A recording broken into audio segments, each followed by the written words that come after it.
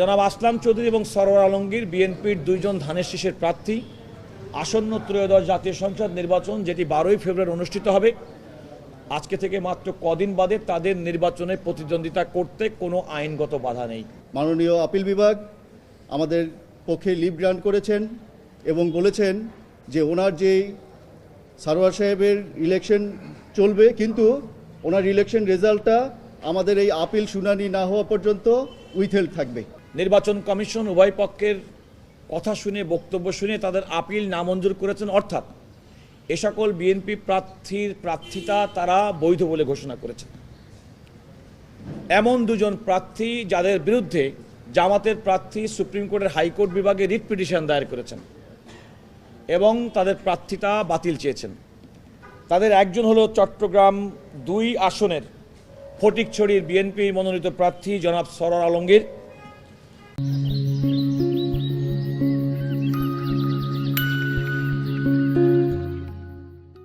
আর একজন হচ্ছে চট্টগ্রাম 4 সীতাকুণ্ডের বিএনপি মনোনীত প্রার্থী জনাব আসলাম চৌধুরী। আপনারা জানেন, বিগত ফ্যাসিবাদ আমলে যিনি 9 বছরের বেশি সময় বিনা বিচারে কারাগারে ছিলেন। ওনাদের বিরুদ্ধে জামাতের প্রার্থীর পক্ষ থেকে উত্থাপিত অভিযোগ হচ্ছে ওনারা ঋণ খেলাপি, সুতরাং তারা নির্বাচনে প্রতিদ্বন্দ্বিতা করতে পারবেন না। আমাদের সিনিয়র আহসানুল করিম এবং আমরা আদালতকে দেখিয়েছি যে প্রকৃতপক্ষে মিডিয়া এবং বাইরে যে ধরনের প্রচারণা করা হয় তা সেটি সম্পূর্ণ সত্য নয় এবং সেটা অতিরঞ্জিতভাবে বলা হয়।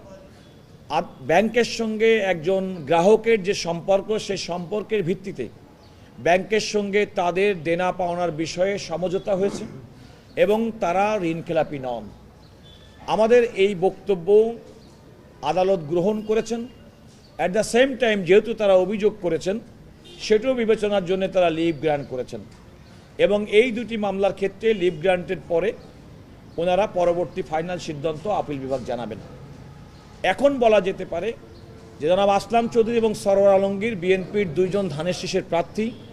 আসন্ন ত্রয়োদশ জাতীয় সংসদ নির্বাচন যেটি 12ই ফেব্রুয়ারি অনুষ্ঠিত হবে, আজকে থেকে মাত্র কদিন বাদে তাদের নির্বাচনে প্রতিদ্বন্দ্বিতা করতে কোনো আইনগত বাধা নেই। দেশের সর্বোচ্চ আদালত আপিল বিভাগ, সুপ্রিম কোর্টের আপিল বিভাগ কর্তৃক আজকের এই আদেশের পর তাদের বিরুদ্ধে তাদের প্রতিদ্বন্দ্বী জামাতের প্রার্থীদের আনা অভিযোগ এবং সেই অভিযোগে তাদের নির্বাচনে প্রতিদ্বন্দ্বী থেকে সরে রাখার যে কৌশল, সেটা আর কাজ করলো না বলে আমরা মনে করি। আপিল বিভাগের এই আদেশের পরে তাদের নির্বাচনে প্রতিদ্বন্দ্বিতার পথ একেবারে সুগম হয়ে গেল। আরেকজন আপনারা জানেন যে শেরপুর 3 আসনের জনাব ফাহিম চৌধুরী তিনি একজন অস্ট্রেলিয়ান নাগরিক ছিলেন। নির্বাচনে মনোনয়ন দানের পূর্বেই তিনি অস্ট্রেলিয়ার নাগরিকত্ব পরিত্যাগ করেছেন। তা সত্ত্বেও রিটার্নিং কর্মকর্তা তার মনোনয়ন বাতিল করেছিল। তিনি নির্বাচন কমিশনে গিয়েছিলেন। নির্বাচন কমিশন তার পক্ষে রায় দিয়ে বলেছেন জনাব ফাহিম চৌধুরী একজন বৈধভাবে মনোনীত প্রার্থী। এখানে একটি কথা বলা দরকার, অনেক সময় বাইরে খুব ঢালাওভাবে অভিযোগ করা হয় দ্বৈত নাগরিক। আমাদের সংবিধানের 66 অনুচ্ছেদের 2 ক দফায় সুস্পষ্টভাবে বলা আছে যে কোনো দ্বৈত নাগরিক নির্বাচন করতে পারবেন যদি নির্বাচনের মনোনয়ন দানের পূর্বে ওই দেশের অর্থাৎ ভিন্ন দেশের তিনি তার যে নাগরিকত্ব পরিত্যাগ করেন। আমরা দেখেছি এই নির্বাচনের পূর্বে বাংলাদেশের অনেক প্রার্থী, সেটা বিএনপি আছে, জামাত আছে, ইসলামী শাসনতন্ত্র, স্বতন্ত্র অনেক প্রার্থী, তারা নির্বাচনে প্রতিদ্বন্দ্বিতা করার জন্য সাংবিধানিক নিয়ম মেনে তারা তাদের ওই দেশের নাগরিকত্ব ত্যাগ করেছেন এবং তারা নির্বাচনে বৈধ প্রার্থী হয়েছেন।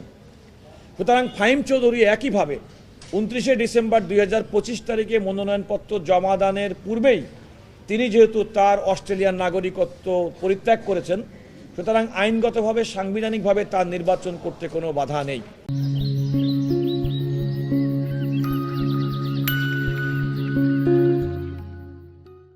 আপনারা জানেন, চট্টগ্রাম 2 আসনের বিএনপি মনোনীত ক্যান্ডিডেট জনাব সরওয়ার আলমগীর 300 কোটি টাকার মতো লোন বাকি রেখে উনি ওগুলি কিছু গোপন করে নমিনেশন পেপার অ্যাকসেপ্ট করিয়েছিলেন রিটার্নিং অফিসারের কাছ থেকে।